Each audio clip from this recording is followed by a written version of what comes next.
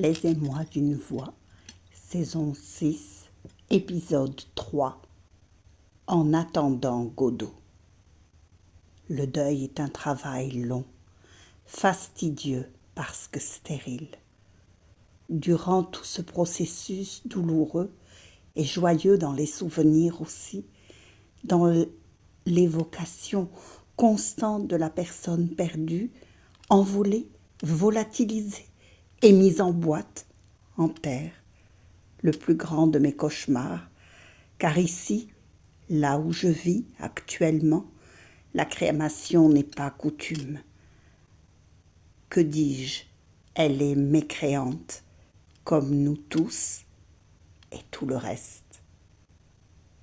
Mais ce matin, je viens également de comprendre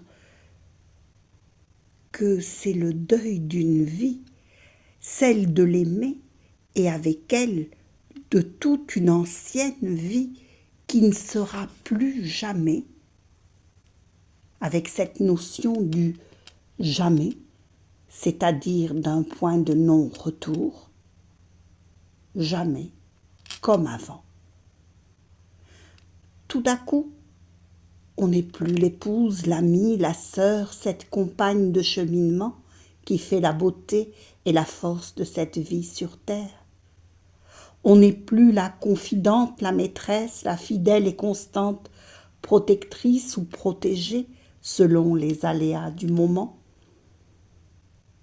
Et pour la famille, les amis, les connaissances, ce décor d'humain figurant dans notre pièce de théâtre, si important, et l'on s'en persuade, parce que pas vraiment convaincu du fait, si insignifiant, et pour lesquels, à notre tour, nous ne sommes auprès d'eux que le décor de la transaction du moment.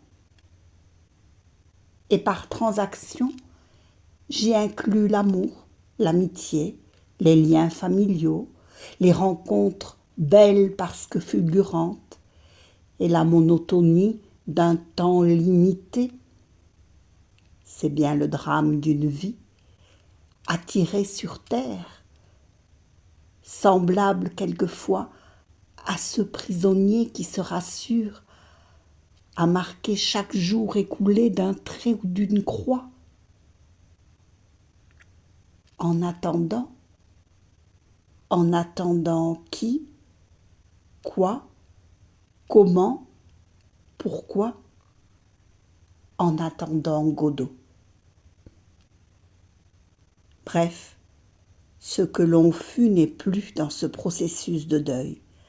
L'absence d'un soutien, d'une complicité, l'absence d'une position, de l'image que l'on renvoie aux autres.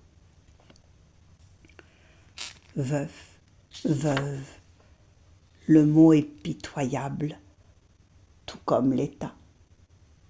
Filent les années, les succès, la douce et furtive certitude de faire de son mieux, d'être brillante parce qu'on vous l'a dit, d'exister pour soi au travers des autres, de remplir avec plus ou moins de talent une mission, celle de son existence, en charge d'un tas d'existences autres.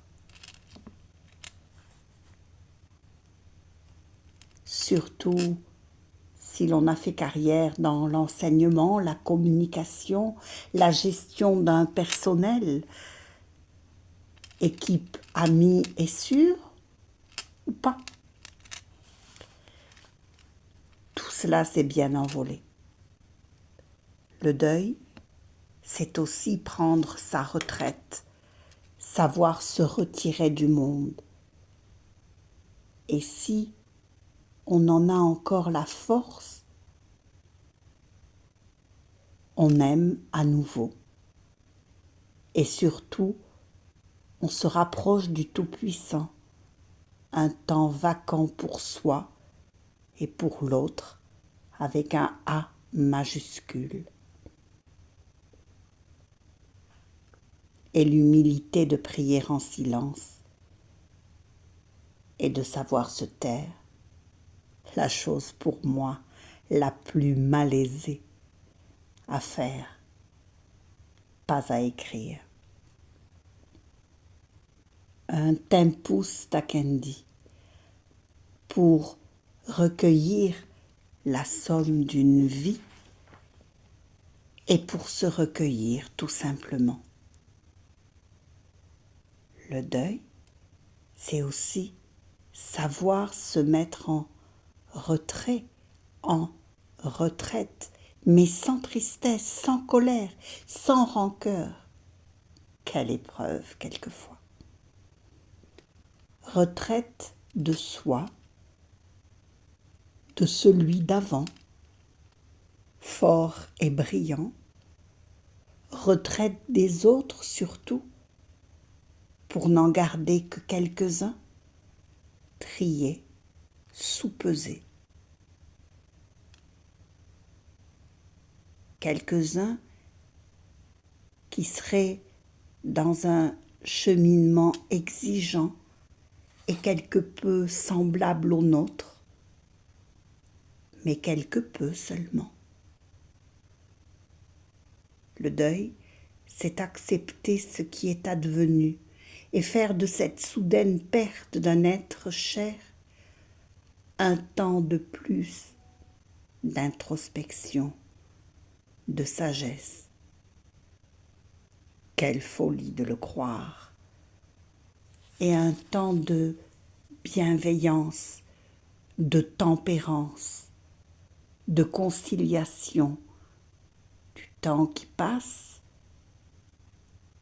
et de l'espérance folle en attendant Godot.